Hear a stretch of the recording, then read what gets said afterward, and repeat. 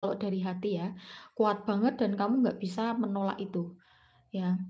Jadi misalkan nih, tiba-tiba kamu pengen, tiba-tiba kamu pengen kayak, "Wah aku kayaknya harus," apa namanya, "kayaknya aku harus nemuin temenku yang sana," gitu, temen lama kamu misalkan.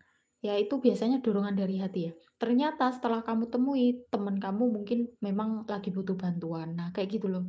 Atau misalkan kamu tiba-tiba, eee, pengen bikin konten gitu misal ya, yang awalnya kalau secara logika kamu orangnya pemalu mungkin ya, apa, kamu mikirnya secara realistis, "Ah, enggak lah aku nggak mau bikin konten, wah aku pemalu, nggak mungkin aku bisa," gitu.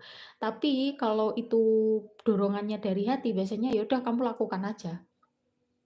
Dan itu kebanyakan ya yang menurut aku amati dan yang, dari aku tahu gitu ya, apa, kalau tindakan yang dari hati itu biasanya, apa namanya, banyak keberuntungan ya, dan itu biasanya dekat dengan intuisi. Kalau kamu udah sering melakukan tindakan yang itu dari hatimu, dorongannya, tadi ciri-cirinya udah tak sebutin ya. Eee, Kalau dorongannya dari hati itu biasanya memang dari semesta gitu ya, dan itu intuisi. Sehingga kamu kalau apa, terbiasa melakukan dari hati, intuisi kamu secara otomatis akan terasa juga gitu loh. Jadi, kita boleh ya melakukan tindakan atau perbuatan, bukan boleh sih, tapi wajib untuk, memakai logika, tetapi jangan terlalu gitu. Kadang-kadang kan memang ada kehidupan kita itu yang, sepertinya nggak masuk akal, tetapi itu ada dan itu bisa terjadi gitu loh. Kayak gitu ya, Kak Ridho Ihsan, penjelasannya. Jadi saranku adalah ya itu tadi. Nah, terus gini, ada catatan penting ya untuk kalian, tindakan dari hati itu kita perlu ketahui dulu, hati kita udah bersih belum?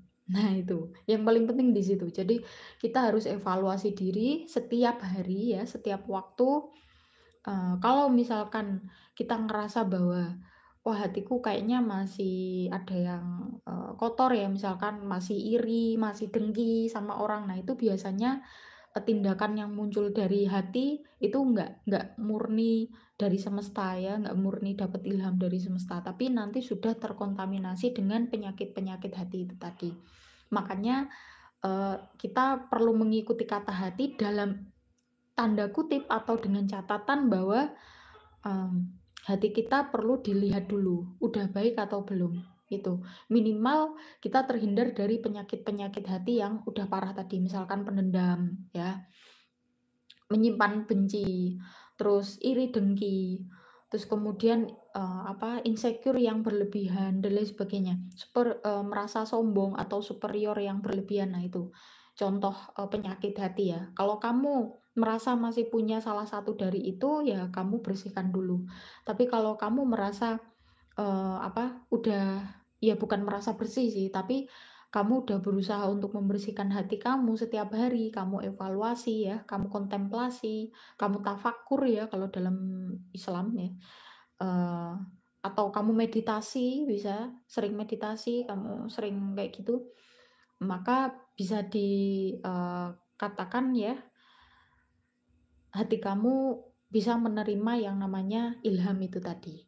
Gitu ya catatannya. Oke, mmm terima kasih ya untuk teman-teman yang udah stay di live-ku. Ini aku pertama kali live di YouTube karena biasanya aku live-nya di TikTok ya. Jadi, apa namanya, mungkin next aku akan sering-sering live kayak gini sehingga kalian bisa sambil tanya kayak Kak, sambil tanya sama request ya kayak Kak Endik sama Kak Rido ini. Oke, kita ketemu lagi teman-teman di, kesempatan lain ya, mungkin insya Allah besok, aku akan bacakan asmara untuk semua zodiak ya. Besok stay di antara jam 8 sampai jam 9 antara itulah pokoknya ya. Bye-bye teman-teman, thank you.